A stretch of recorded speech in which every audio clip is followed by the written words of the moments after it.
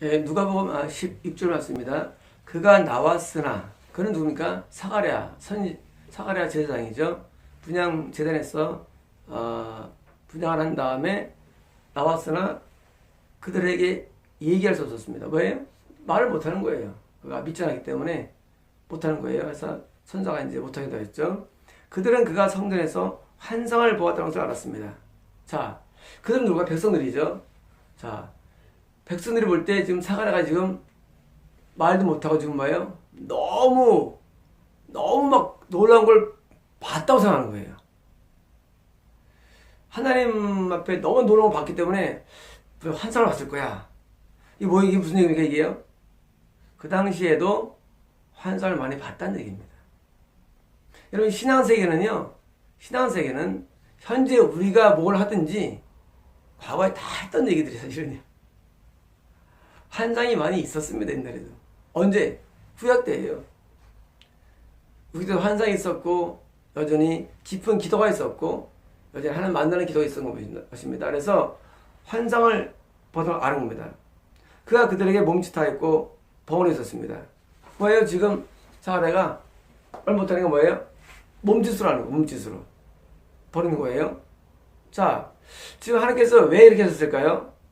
사가랴가 그것을 말하는 중에 자기 생각이 섞일까 봐 하는 거예요. 자기 생각이. 환상은 봤어요. 어떤 환상입니까? 사가랴에게 천사 같은 거 와서 환상이 있어요, 그게. 봤어요? 근데 뭐예요? 자기 생각이 섞일까봐 말을 못하게 하시는 거예요. 우리는요, 하나님에게서 온 환상을 봐도 우리 생각이 섞일 수가 많습니다. 계시가 와요. 그리고 우리는 그것을 전달할 때 이미 내 생각이 섞여버려요. 그래서 어려운 게 많아요. 다 마찬가지 누구든지요. 우리가요, 완전히 충만하지 않으면 우리가 본 계시, 우리가 보던 은사 또한 예언이 막 섞여 들어갑니다. 왜?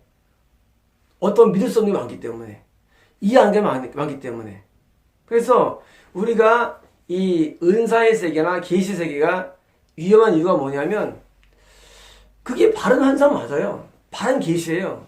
문제는 그걸 말하는 중간에 뭐예요? 당연히 내가 내 느낌이 섞이고 내 주관이 섞이고 내 결단이 섞일 수밖에 없어요. 그러니까 못하게 하는 거예요. 여러분, 교회에서 예언의 은사자들에게 예언을 못하는 이유가 뭡니까? 예언이 잘못될 수도 많이 있죠. 하지만 바른 예언을 할지라도 말이죠. 그것이 섞일까 하는 거예요, 사실은요. 섞이면 원래 모습을 안 하면 못하니까. 말 안 하면 못하는 거예요. 꿈을 내가 꿨어요. 꿨는데 지금을 꾸었어요. 그런데 거기 내가 내 생각이 좀 섞인 뭐예요? 듣는 사람은요, 그거를 전체를 받아들이기 때문에 그게 진리가 와전되기 때문인 거예요. 우리가 어떤 스토리를 얘기할 때 거기에 스토리가 섞여 있어요. 예를 들어서 누가 길가에 있었는데, 횡단보도에 있었는데 내가 목격했어. 근데 그 사람이 세상에 차가 치웠는데, 와, 그 사람이 나가 떨어졌어. 그리고 이제 그 사람이 병원에 실어가서 봤어. 네? 근데 만약에 거기서 그게 이제 실장인데, 근데 거기서 떨어지고 갔었는데 돈이 떨어진 것 같아. 그럼 뭐예요? 섞인 거예요. 그럼 목격은 맞아. 맞는 스토리인데 여기 뭐가 섞이는 거야. 돈 떨어진 것 같아. 나중에 경찰이 와가지고 그때 돈이 떨어졌거든요. 그러면 경찰이 이제 그러면 그 돈 누가 훔쳐갔냐? 엉뚱한 하는 거야, 이제 이 스토리가. 그래서 계시와 이 은사가 위험한 게 있는 거예요. 바른 게 올 수가 있어요. 우리 환상 뭡니다. 환상이 어떻게 옵니까? 하나님 만나면 환상과 계시가 항상 있는 거예요. 항상 존재합니다. 항상 하나님 만나면 뭐가 옵니까? 계시가 와요. 100% 와요. 안 올 수 없어요. 보이신 음성이 오고요. 또 환상이 옵니다. 맞는 거예요. 기도의 세계에서 계시와 환상이 없다? 그건 기도가 좀 덜 들어간 거예요. 기도의 세계를 들어갔는데 아무것도 안 온다. 덜 들어간 거예요. 기도가 들어가면요, 100% 환상이 옵니다. 100% 음성이 와요. 100%예요. 그런데 문제가 뭐예요? 여기에 섞인다는 거예요, 이게. 그래서 그래서 뭐예요? 입을 다물라 그거예요. 그래서 입을 다무는 거예요. 여기 어려워, 인간에게는요. 왜 어렵냐면, 아니, 그게 사실 그렇잖아요. 그게 얼마나 사실 귀한 환상이에요. 그쵸? 아니, 난생 처음 있는 일이고, 선사랑 얘기했어요. 그것도 자기가 평생 소원한 내용이 드디어 이루어진다는 거예요.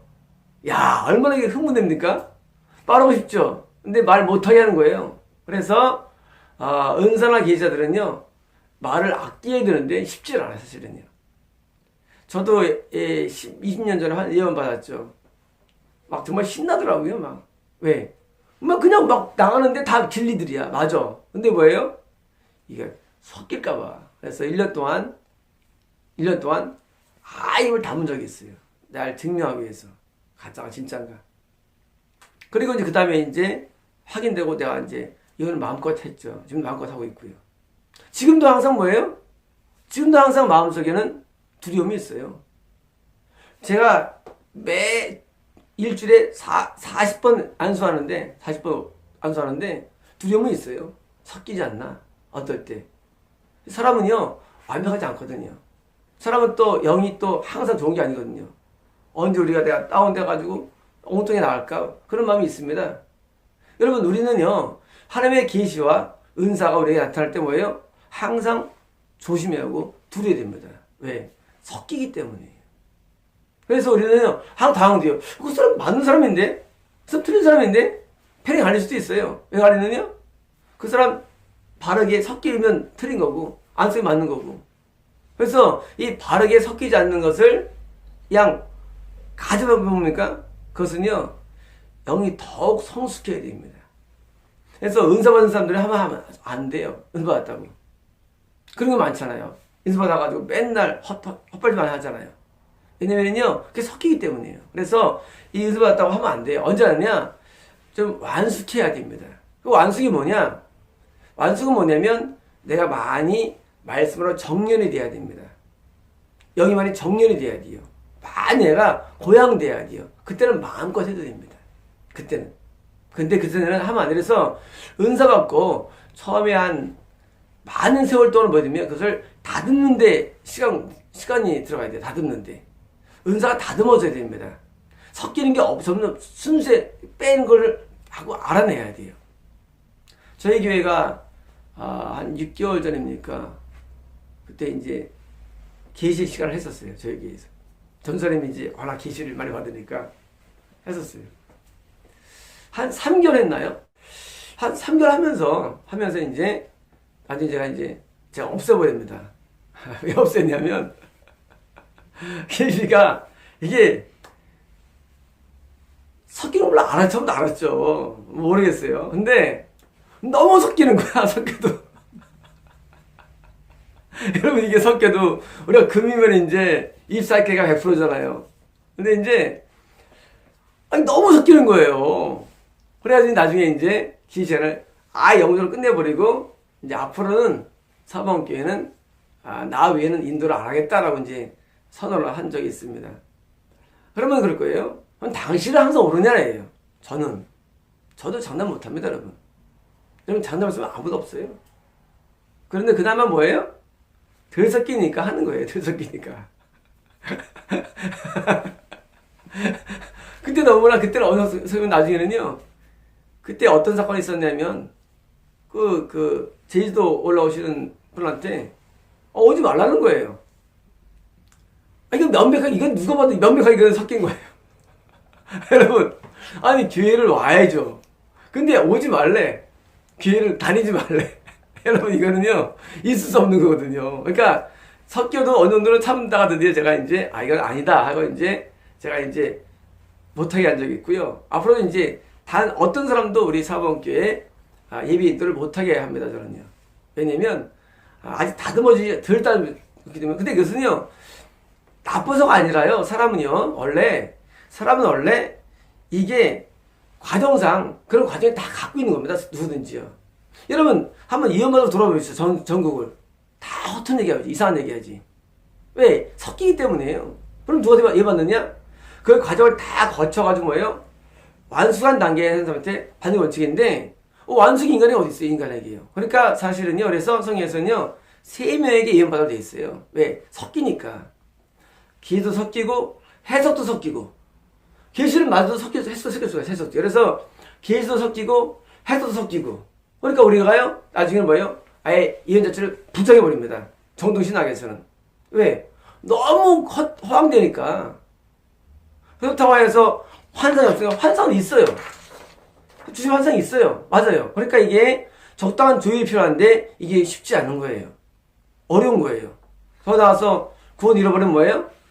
거짓 환상이 나올 수밖에 없고 우리가 또 죄를 지으면 또 뭐 이게 또 많이 섞이게 돼 있고 충만할지라도 그때만 바른 것인데 그걸 잡아내 어렵고 그래서 뭐예요? 나중엔 아예 부정해버리는 거예요. 그러나 우리는 환상을 부정하면 안 됩니다. 계시를 부정하면 안 됩니다.